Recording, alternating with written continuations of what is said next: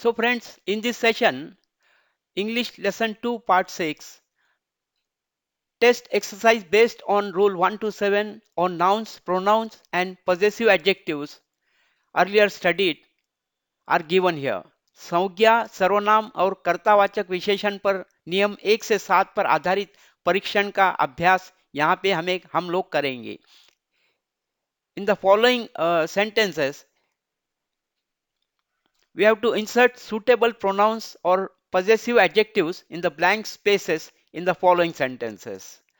First, there are 5 sentences in this slide 2, and we have to insert suitable pronoun or possessive adjective for each sentences correctly. Answers for this 1 to 5 sentences are given below for your uh, ready reference. For example, first sentence, the baby was crying because dash dash dash was hungry. That means the baby was crying because it was hungry. Second sentence, Nitu is 2 years older than dash dash brother. Nitu is 2 years older than her brother.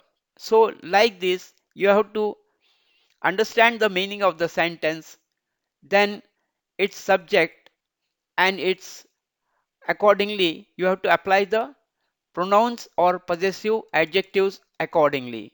So now we move to next slide where this exercise will be continued. So let's move to our next slide, slide number 3.